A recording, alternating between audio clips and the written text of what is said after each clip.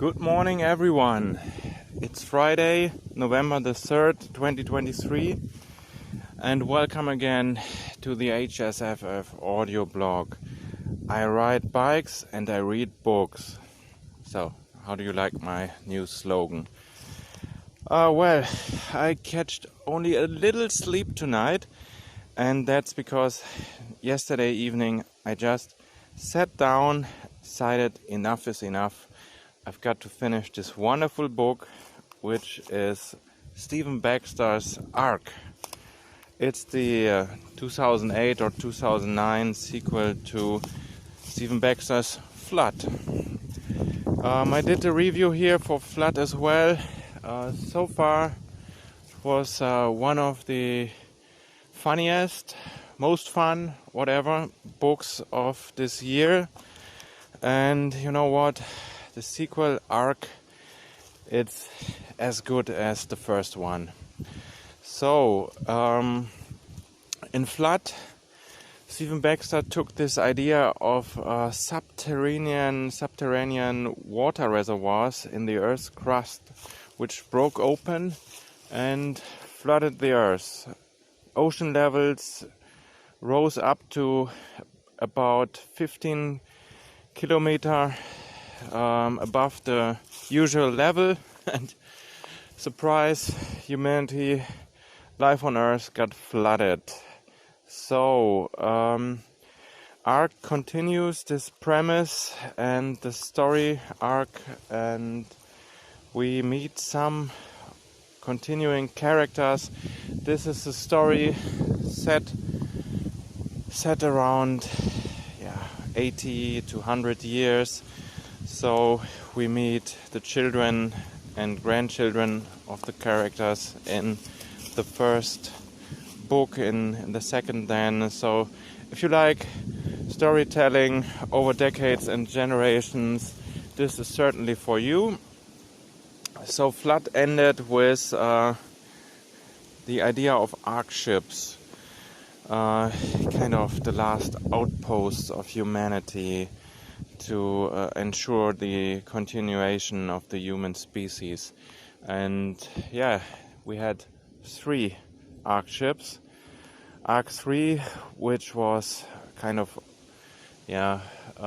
remodeled ocean liner, and Ark 2, which we only get to meet in the second book now. And this was the second Ark. It was a subterranean science station, and this is where the second book focuses on. It's Ark number 1. It's the spaceship. So what starts as a civilian project by rich guys trying to ensure humanity's survival eventually gets taken over by the American military and the remains of NASA. And they do it. They create this candidate program to form the crew of young and perfectly intellectual and ready and able kids, more or less kids, young people to build and to crew this Ark ship. And the first third or so of the book, it focuses on the building of the Ark ship, and it's Denver, which becomes the American capital city, as the water levels rise and rise. It also eventually gets flooded, and there's the whole terrible situation with the IDs, as they call them. It's the refugees, those millions of people flooding, trying to flee the flood. And we have some very nasty scenes in here, because it's survival of the fittest, and the remains of the American government, they can't deal with all those, should I say, unnecessary people. So there's some grim scenes in here, very grim stuff, and so this is really a lasting impression the book left on me. However, then the Ark ship starts. This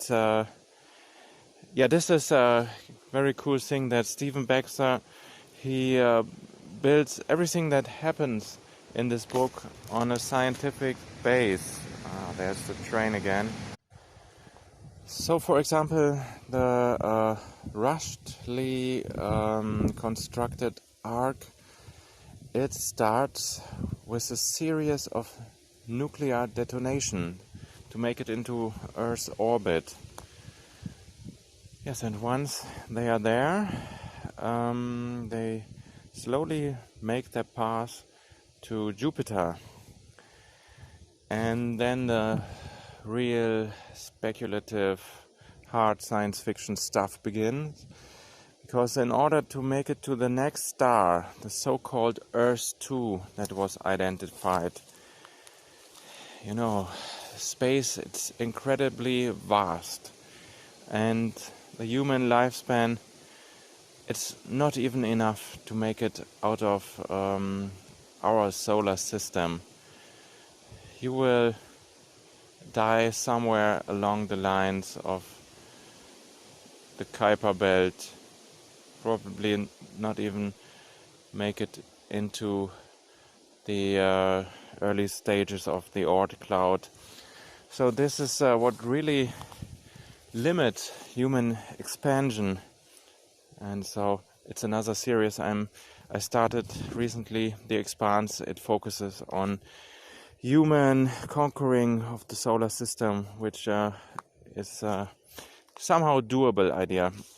But however, in Ark, the surviving crew, they bring the Ark ship into a so-called warp bubble.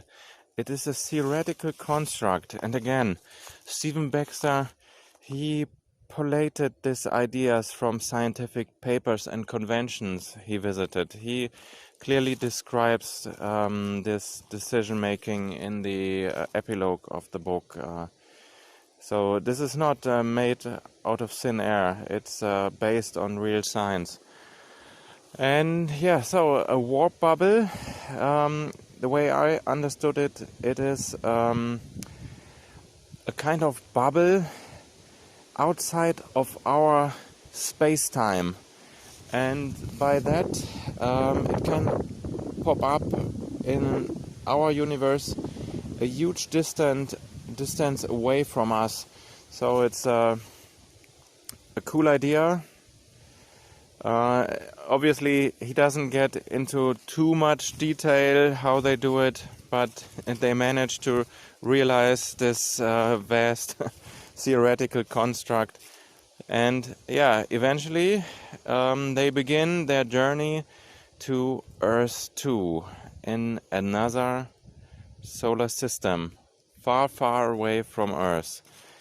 And then the next huge chunk of the book, it focuses on life in this generation ship, because there's no cryo sleep here. The crew, they stay awake, and they get they become parents. The next generation is born, the space-born, and as you can imagine, it's a tight space. A lot of human beings, around 100 people or so, and not everyone is supposed to be there. So there's tensions rising, and not going to spoil too much, but obviously we get into some kind of rebellion in the later part of the book. And however, eventually they make it to Earth 2, just to discover it is not the kind of suitable planet Earth scientists made it out to be. And yeah, they have to come up with a plan. So luckily they had, they have good characters in this book, and one of the good characters is Venus. She is the shipboard astronomist, and they have a kind of astronomy space telescope in the Ark ship, and she collected incredible data. Because, as you can imagine, during that trip, and even though it is in this somehow outside of our universe space and warp bubble, they can observe the space along the journey. And yeah, they made out some new interesting targets where the journey could go next. Drama ensues because, as you can imagine, there's no cryosleep. People probably die along the way. But this is a team of scientists, and they force themselves through decisions that are greater than them, that are greater than the single human life. So this was very cool decision making in here. Yeah, and they really showed the pain, the despair of space travel. Space is a totally hostile to life environment, hostile to human life at least. So yeah, I was deeply impressed by Stephen Baxter's novel Ark, same as Flood. These are among the best books I read in 2023. I can only highly recommend them. And yeah, I must say, I wondered if the story would continue. And I did some Googling tonight, and I found out there's a short story collection. It's called Landfall. Somehow seems kind of hard to get. It's from a couple of years later, from 2015. And it continues the scenarios of Earth 1, 2, and 3 in varying distances of time.